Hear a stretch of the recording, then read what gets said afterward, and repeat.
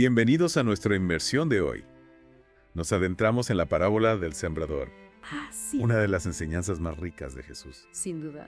Aparentemente un simple relato agrícola, Sí. pero en Por realidad claro. una profunda reflexión sobre cómo acogemos la palabra de Dios. Exacto. Listo para descubrir qué tipo de terreno es nuestro corazón. Esta parábola presente en los evangelios sinópticos nos invita a una introspección.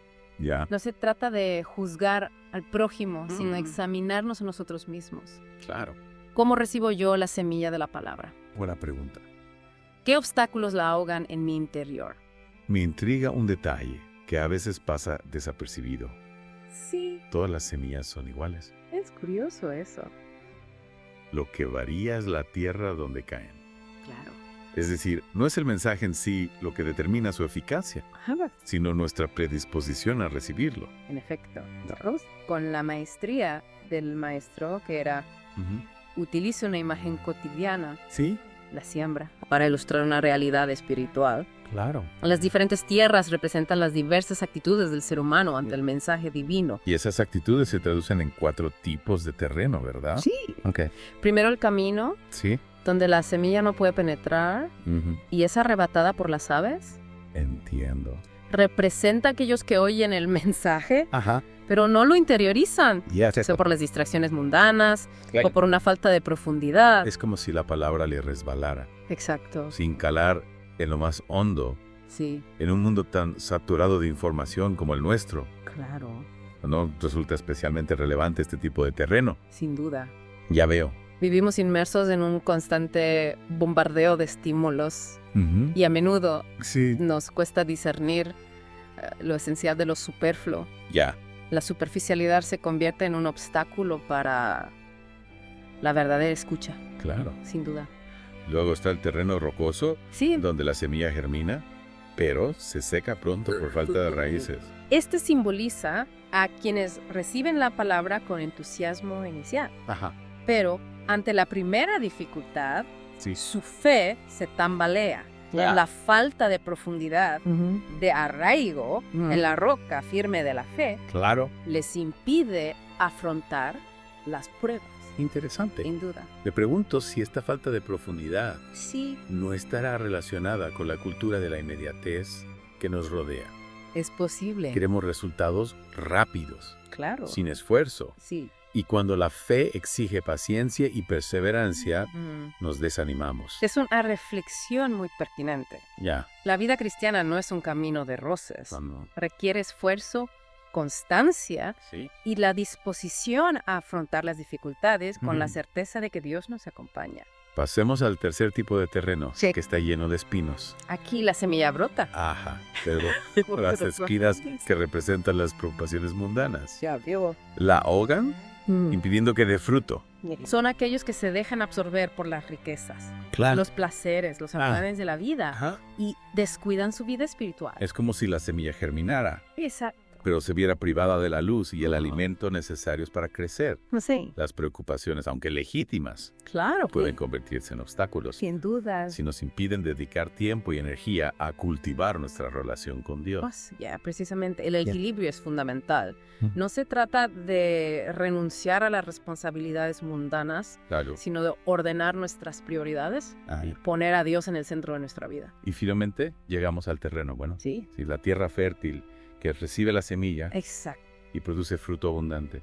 Este simboliza corazón receptivo, Ajá. el que escucha la palabra con atención, la Sí. medita, la Ujú. pone en práctica Ya. y como resultado, Sí. su vida da frutos de caridad, Ajá. de servicio, de Ya. santidad. Este es el ideal al que estamos llamados todos los cristianos, a Claro. ser tierra buena, a dejar que la gracia de Dios actúe en nosotros y produzca frutos de vida eterna. Pero ¿cómo podemos cultivar esa tierra buena en nuestro interior? Pues, ¿Qué podemos hacer para preparar nuestro corazón y hacerlo receptivo a la palabra de Dios? bueno, en primer lugar creo que es esencial cultivar el silencio interior.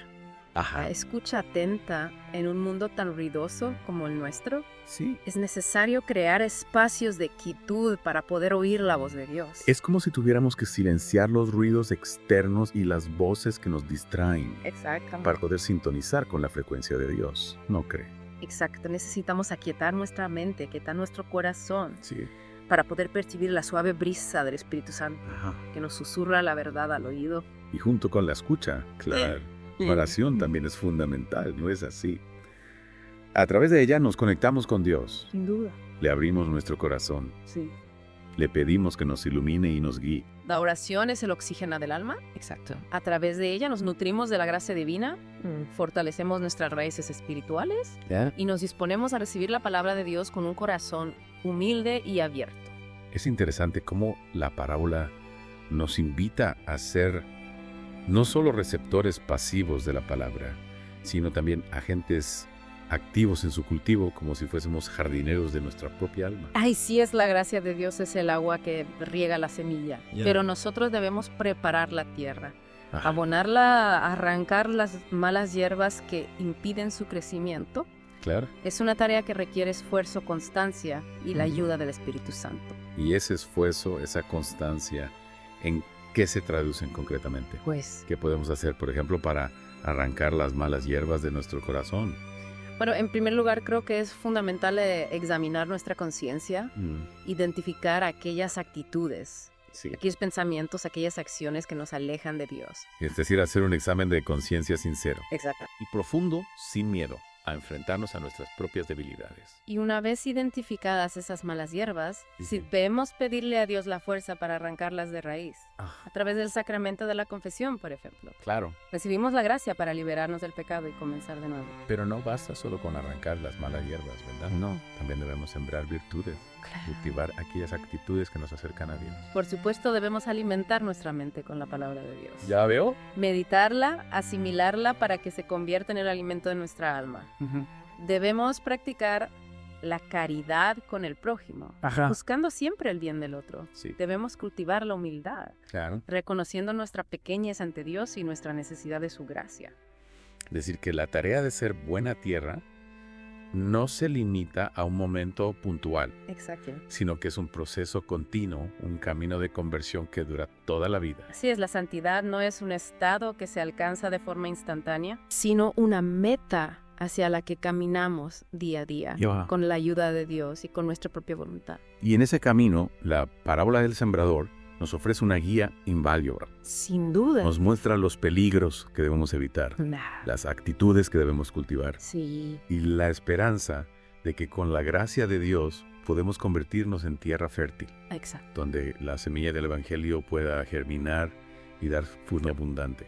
Una esperanza que no se basa en nuestras propias fuerzas, sino en la certeza de que Dios obra en nosotros, que su gracia es suficiente para transformar nuestro corazón y hacernos capaces de amar como Él nos ama. Y hablando de la gracia de Dios, me parece fascinante cómo la parábola también nos presenta la imagen del sembrador que no se limita a esparcir la semilla en la tierra fértil, sino que la lanza también en el camino en las piedras entre espinos. Es una imagen que nos invita a reflexionar sobre la universalidad del amor de Dios que se ofrece a todos sin excepción. Dios no hace acepción de personas. Su misericordia se extiende a justos e injustos. Es decir, que la responsabilidad del sembrador no se limita a buscar la tierra más propicia, sino a esparcir la semilla generosamente, Exacto. confiando en que Dios hará germinar lo que Él mismo ha sembrado. Exactamente. La parábola nos invita a imitar la generosidad del sembrador divino, a no desanimarnos ante la aparente esterilidad de algunos terrenos, a seguir anunciando el Evangelio con confianza y esperanza. Y eso nos lleva a la otra cara de la moneda. Sí. Nuestra responsabilidad como jardineros, no solo de nuestro propio corazón, sino también de corazón de los demás. Claro. ¿Cómo podemos, a través de nuestro testimonio y nuestras acciones, crear un ambiente propicio para que la semilla de la palabra de Dios germine en las vidas de quienes nos rodean? En primer lugar, creo que es fundamental vivir de acuerdo con lo que predicamos. Nuestro testimonio de vida es la mejor forma de anunciar el Evangelio. Ya veo. Las palabras convencen, pero el ejemplo arrastra. Es decir, que nuestras acciones deben ser coherentes con nuestras palabras. Claro. De nada sirve hablar de amor al prójimo si no somos capaces de perdonar a quien nos ha ofendido, por ejemplo. Así es, la coherencia entre lo que decimos y lo que hacemos es fundamental para que nuestro testimonio sea creíble. Y junto con la coherencia, creo que también es importante la caridad, el amor desinteresado al prójimo. Debemos buscar siempre el bien del otro, especialmente de los más necesitados, sin esperar nada a cambio. Como decía San Pablo, Si no tengo amor, nada soy. Exacto. El amor es la esencia del cristianismo, el motor que impulsa todas nuestras acciones. Sin duda, y ese amor se manifiesta de muchas maneras. En la paciencia con el que nos irrita, Sí. en la compasión con el que sufre, Ajá. en la ayuda al que lo necesita, Claro. en la corrección fraterna al que se equivoca. En definitiva, en ser instrumentos de la misericordia de Dios. Así es. En llevar su amor a un mundo que a menudo parece olvidarse de él. Exacto. Somos llamados a ser sembradores de esperanza, a anunciar la buena noticia de que Dios nos ama, que nos perdona, ¿Sí? que nos ofrece la vida eterna.